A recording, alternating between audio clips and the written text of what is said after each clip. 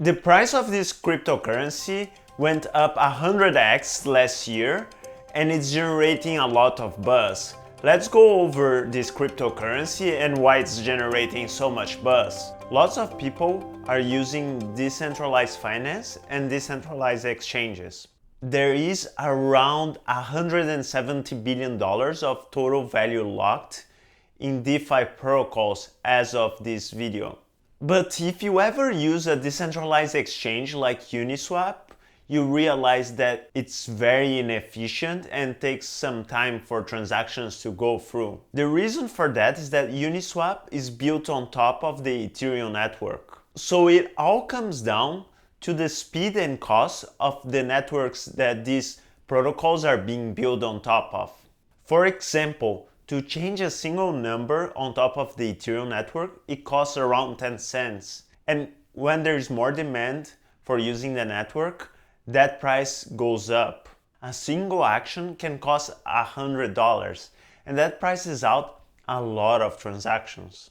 On top of that, the networks are really slow for what a real decentralized exchange needs to be. For comparison, a centralized exchange processes thousands or tens of thousands of transactions per second. So a decentralized exchange on top of the Bitcoin or Ethereum network cannot happen at the same scale as a centralized exchange. The Ethereum network only processes around 14 transactions per second, and the Bitcoin network only processes around 7 transactions per second. So if you ever want to build a decentralized exchange that handles the same volume and transacts the same amount of money as a centralized exchange, you need to increase the number of transactions that happen in the network. So how can we solve that? One way is to build layer 2 solutions like the Ethereum network has been building. For example, ZK rollups or optimistic rollups. So the first problem with this solution is that the rails for stablecoins cannot be on top of layer 2 solutions.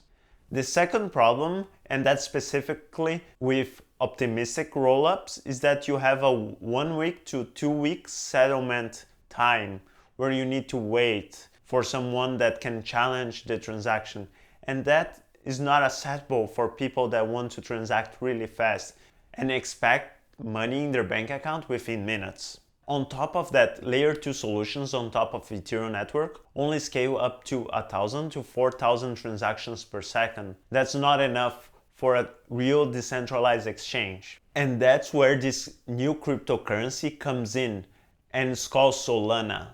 The Solana network can transact up to 65,000 transactions per second, whereas the Ethereum network can transact only 14 transactions per second, and the Bitcoin network up to around 7 transactions per second. The transaction cost on top of the Solana network is around 1/100th of a cent. That's crazy cheap compared to $3 in the Bitcoin network and $8 to $40 on the Ethereum network. That's really impressive, and at the end of this video I'll go over some exciting projects built on top of Solana.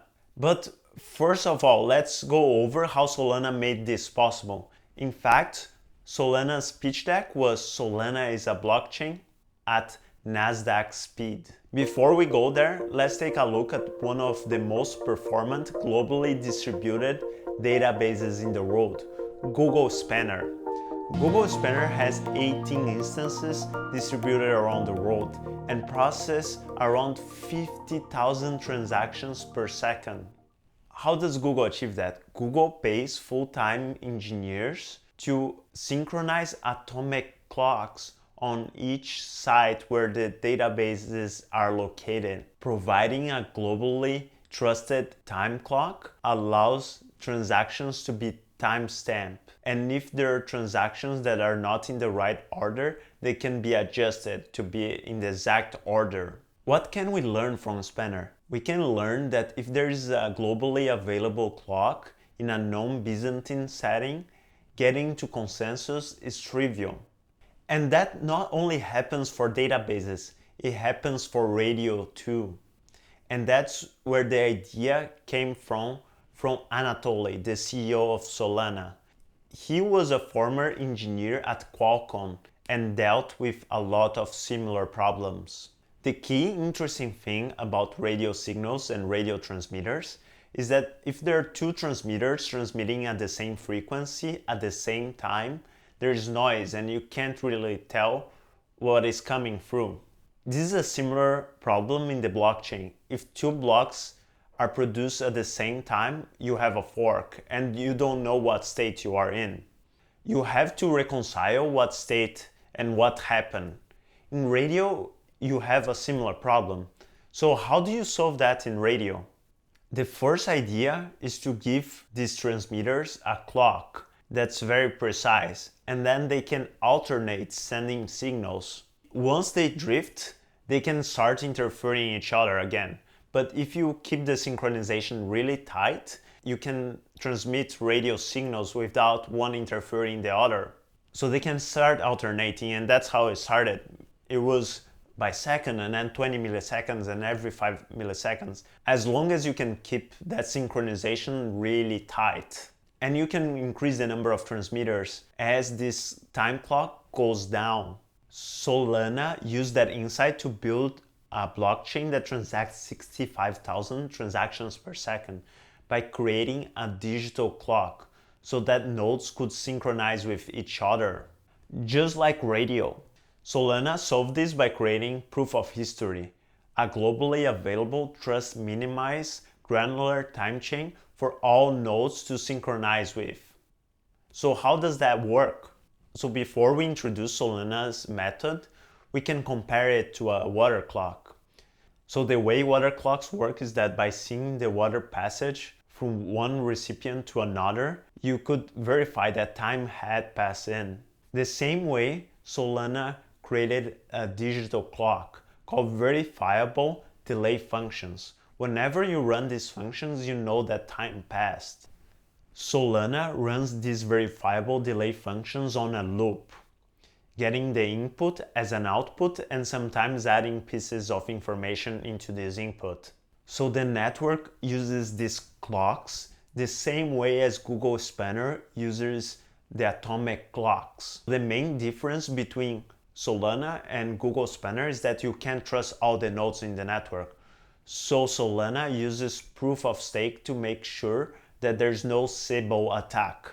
And just like that, Solana built a network that can process up to 65,000 transactions per second. And on top of that, on Solana, you use a super modern slick language called Rust. And there's a super slick wallet called Phantom that I recommend you checking it out. And just like that, Solana built one of the fastest blockchains in the world.